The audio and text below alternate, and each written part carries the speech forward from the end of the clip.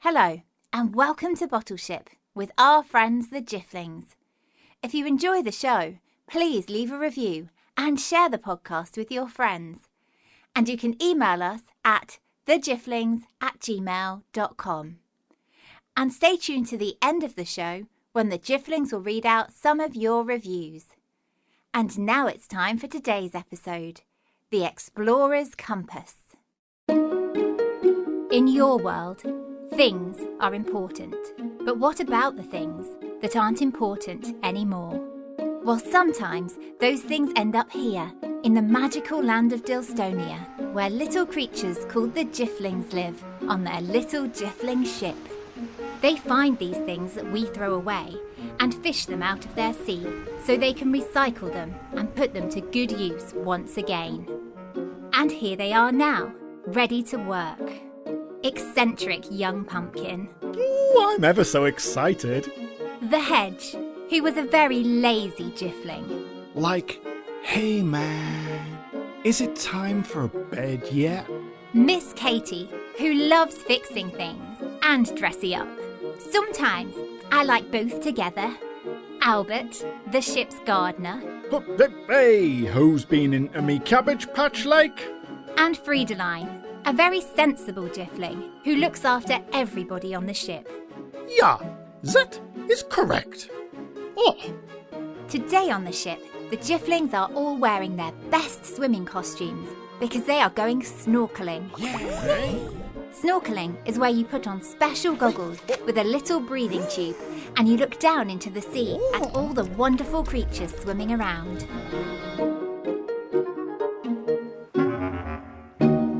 All the Jifflings lined up on deck so that Albert could take the register. wait, what? Friedeline? Yeah. Miss Katie? Kiwi! Here! Young pumpkin. Ooh, I'm here, and I'm ever so excited.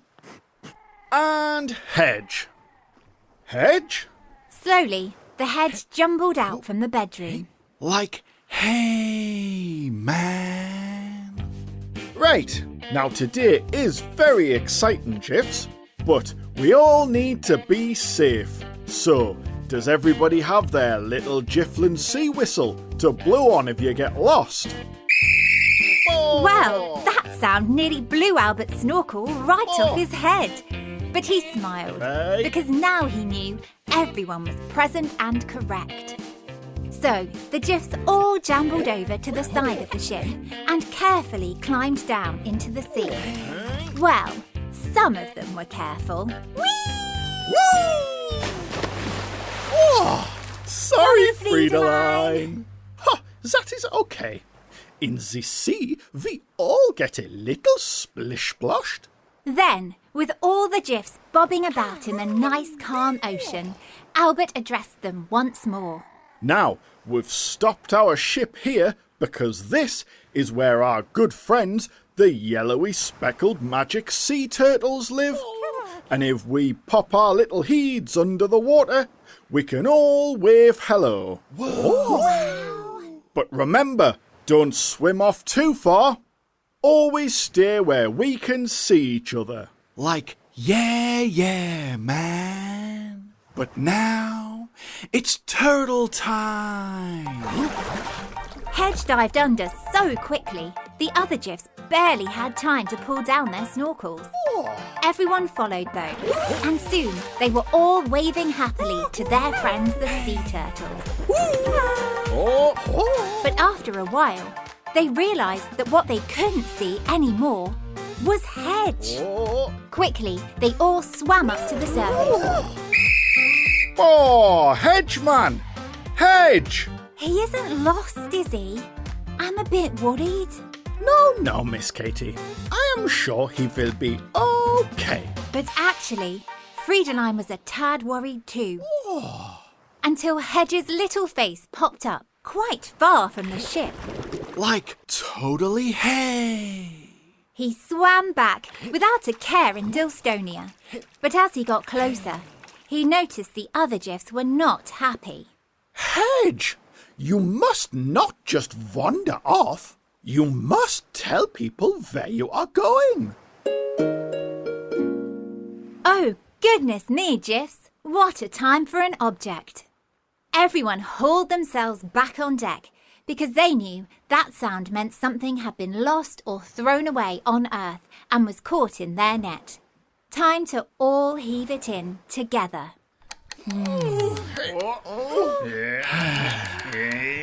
The object landed on deck with a clang. It was made of shiny metal and glass and had a big arrow in the middle. I think that's a funometer that tells us just how much fun we're having, which is lots. But then Albert stepped forward, for he knew exactly what the object was. He skimpered up onto the story seat, and then he began his tale. Well, this is the Explorer's Compass, and my old delivery driver, Brenda Whereabouts, told me all about it. Once, long ago, there were lots of great big ships, just like ours, that would sail the 7 seas on Earth, looking for new lands to explore. Well, on one ship called the Belafonte, there was a crew who were on their way to explore the icy Arctic and find the North Pole, where Santa lives. Ho, ho, ho! Now, the crew all knew that to be safe in these strange new places, they had to stick together. So, at the start of every expedition, their captain, Lady Luann Kingsley, would remind them all what to do. Stay together and never forget your compass. It'll guide you safely home if you ever get lost. Unless you get eaten by an octopus, and then it's rather useless. But always, always stay together. Unfortunately, though, there was one explorer called Oxley von Pompous who just couldn't help wandering off. Oh, look at that polar bear over there! Huh, how delightful! I'll just go and say hello! And before anyone could stop him, Oxley von Pompous jumped down from the ship onto the ice and hurried off towards his new friend, the polar bear. Oxley!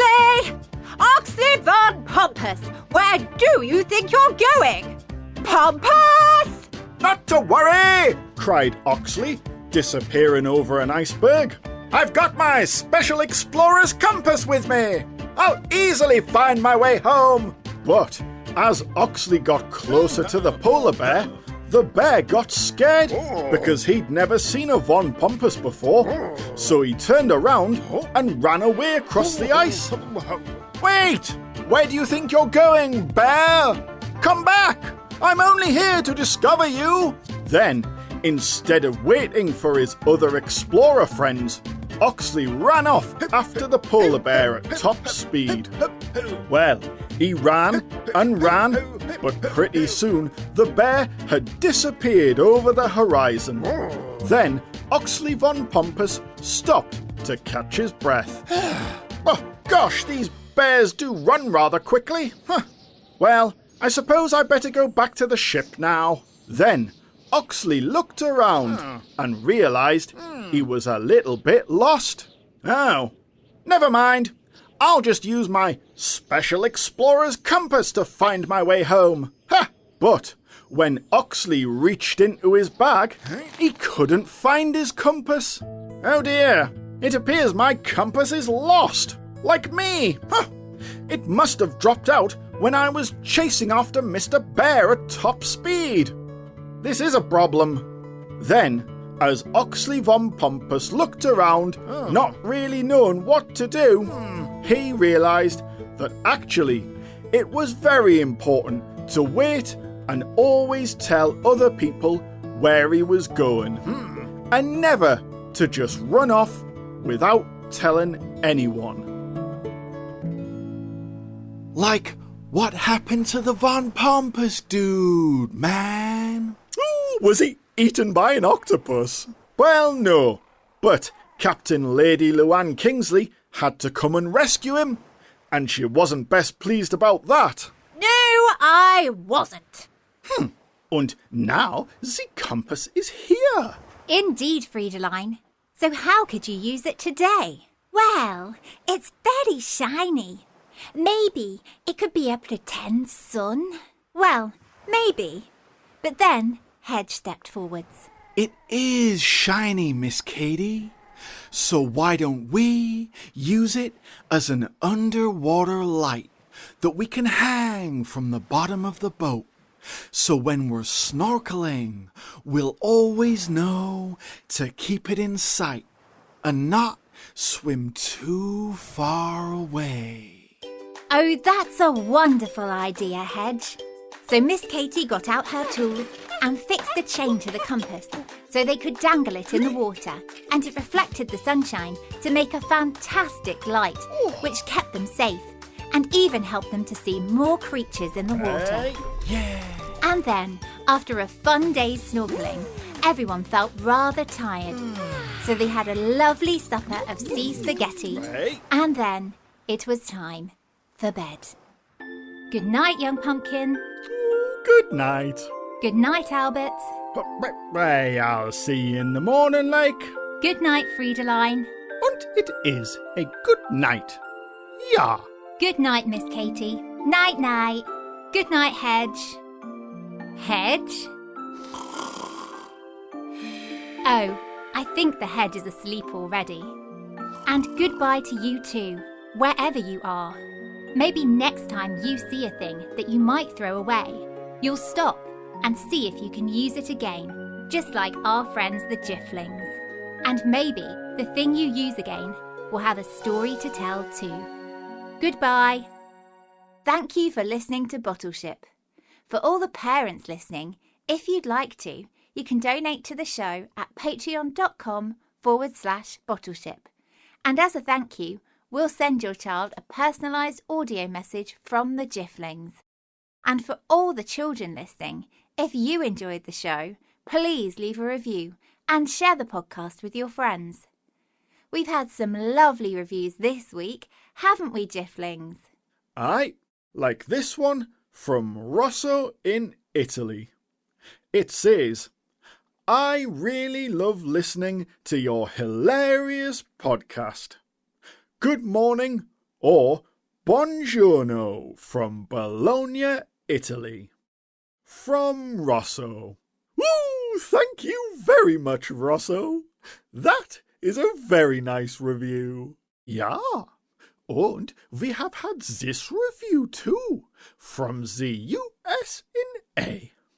It says, my favourite character is Friedeline, because in one episode she took Albert's pillowcase. Ha!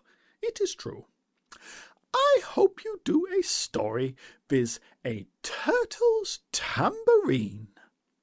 From Rosie in Wisconsin, USA. That's a brilliant idea, Rosie. Thank you so much. Totally, man. And thank you to everyone who emailed or sent us a review.